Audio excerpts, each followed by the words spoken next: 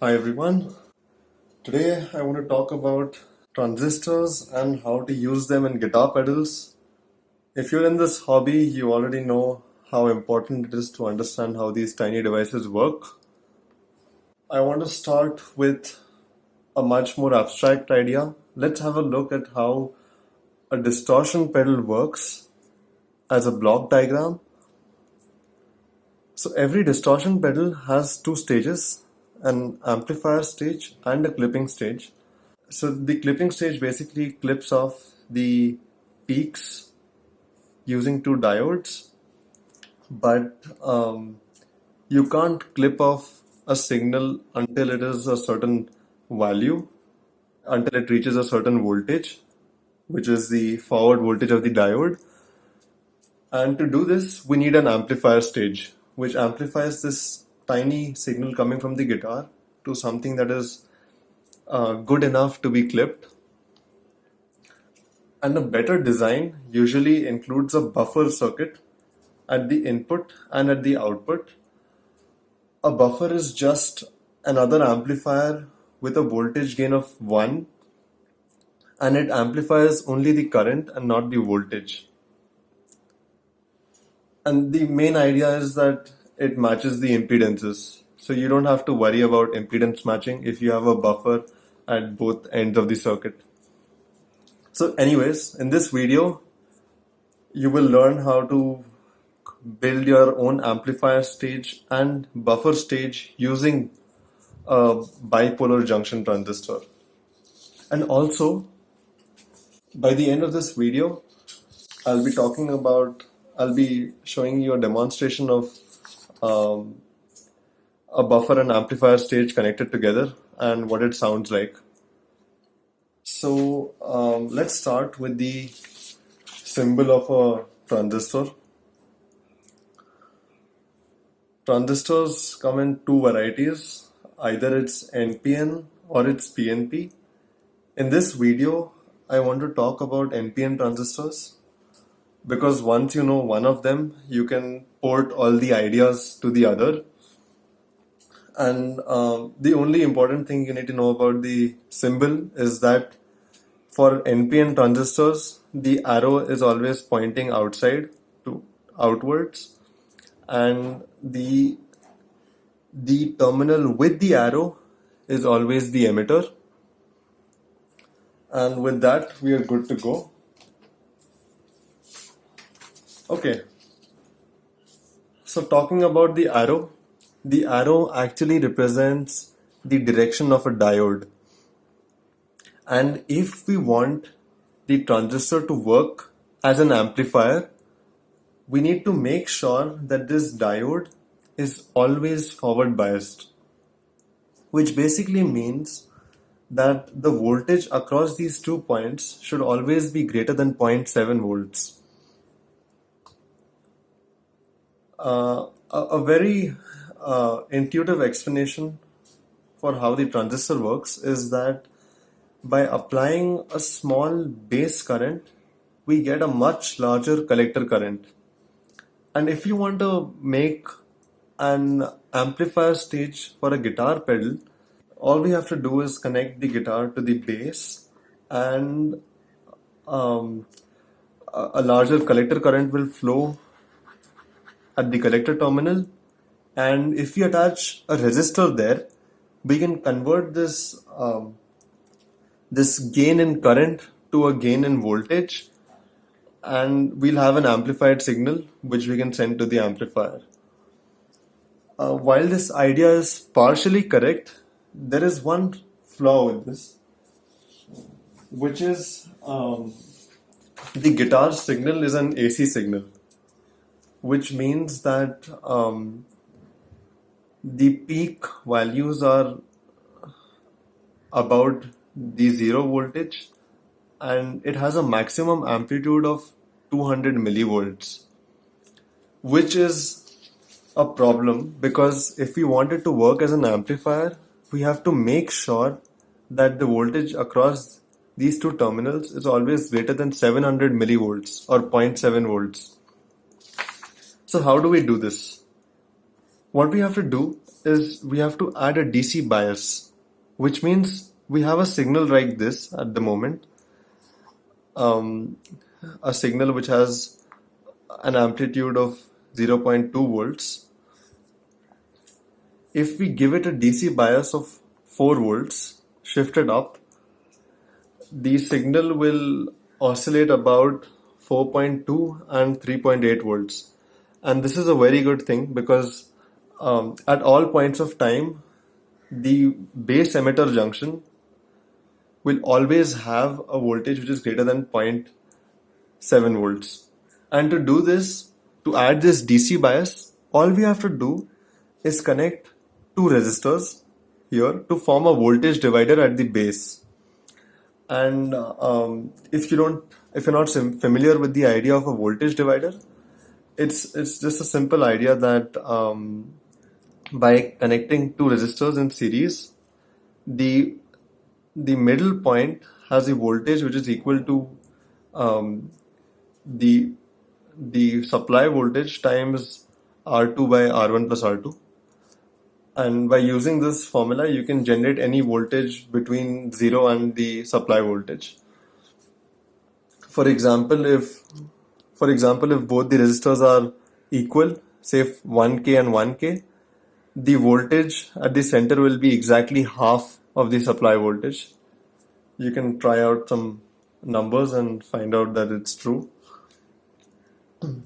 Another big problem is that if we have a DC voltage applied to the base, it's we are also creating a DC current that may be fed back into the guitar, which is not what we want. So to block the DC current from going into the guitar, we use a capacitor, and this capacitor blocks all DC and allows only AC current to flow. So it's like um, here's a capacitor, and if we have a signal which is like this, which is the DC biased AC signal here, what comes out of the capacitor is the pure AC signal, which is going to be like this. The entire DC bias is removed. Okay, so so this is what happens with the capacitor that is connected at the output. But what happens at the input is basically that this capacitor blocks any DC current from going into the guitar. So that's the main idea of coupling capacitors. And any guitar pedal you see, you will always see a capacitor at the input and at the output. The purpose is just to block all the DC currents from going into the guitar or the amplifier. Okay, so here's a cleaner picture of the same thing.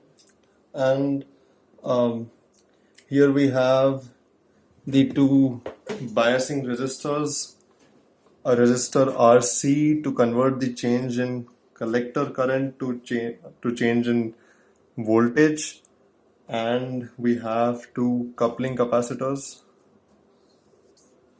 Um, okay, what's important, what you really need to know about this circuit is that the output is taken from the collector,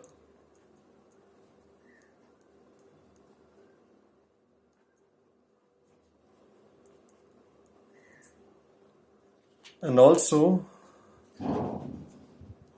the output is inverted. What this means is that if your input signal looks something like this, your output signal would look as if it's flipped about the y-axis and obviously amplified. The reason for this is because of this placement of the resistor right here.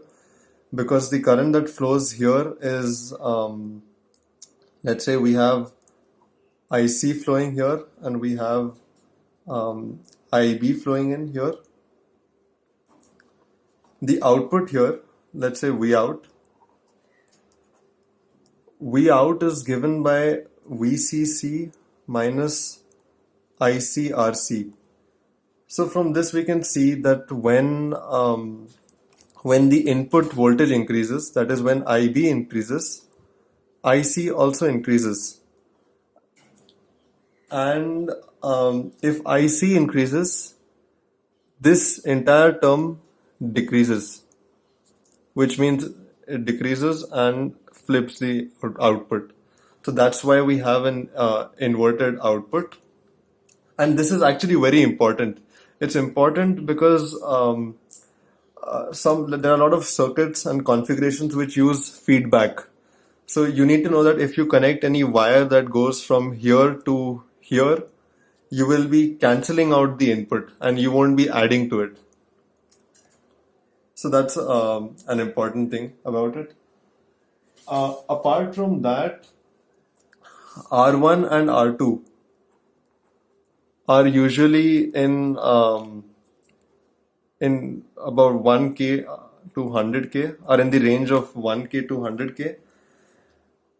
And there is a technique by which we can decide the best values for the biasing resistors and RC and RE using a little bit of math, which I'll be discussing in detail in the next video. I don't want to fill this video with too many things. The very next thing I want to talk about is the buffer amplifier. And after we are done with this, let's create our own amplifier circuit and test it out, amplifier and buffer together. So the buffer circuit is very similar to the common emitter amplifier, but the big change is that the output is taken from the emitter and not from the collector. And to design a buffer circuit or an emitter follower amplifier, the way to select R1 and R2 is very simple. The only criteria is that R1 and R2 have to be as large as possible, not preferably not in mega ohms, but maybe between 100K to 1 mega ohm, and they have to be equal. So that's like the best practice. A little up and down won't make a difference, but that's the ideal thing to do. And so maybe we can have something like R1 is equal to 200K, R1 is equal to 200K, and even R2 is equal to 200K, and it works fine. And RE can be anything like maybe 1K or whatever. This is basically deciding the emitter current. And the interesting part about the circuit is, unlike the common emitter amplifier where the output was inverted, the output here is exactly the same, and also it has the amplification of 1, which means the input is almost identical to the output, or rather the other way around, but there is only a small loss of voltage. Maybe if this is 1 volts at the peak, this would be something like 0.9 or something like this. But the thing with this circuit is that the input is isolated from the output, and this circuit has very high input impedance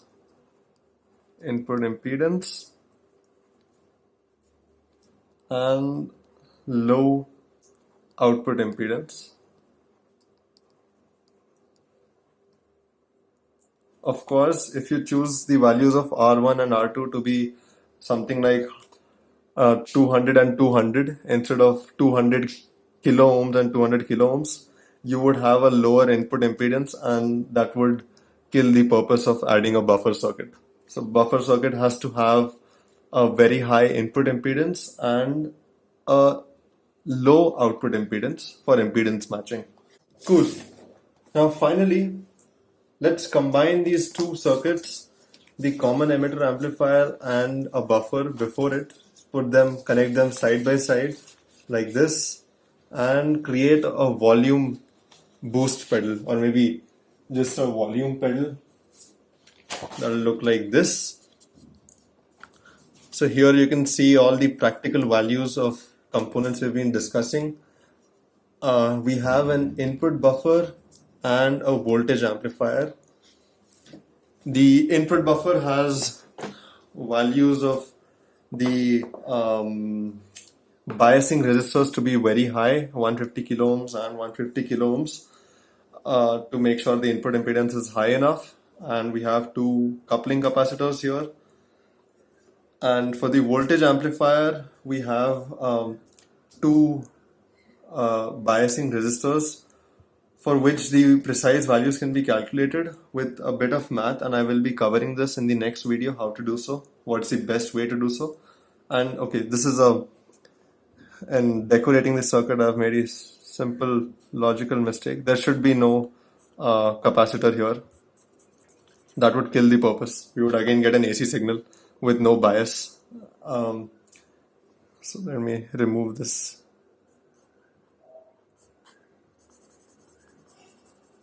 There is no capacitor here. And then the remaining circuit is as discussed. As a general practice, it's always good to keep the collector resistance approximately 4 times of the emitter resistor. And another coupling capacitor here that goes to the amplifier. What follows next is a practical demonstration of this circuit, and that'll be all for this video. I hope you enjoyed it, and this is the first time I've explained something on YouTube with pen and paper. I hope I did a decent job. Thank you for watching. See you in the next one.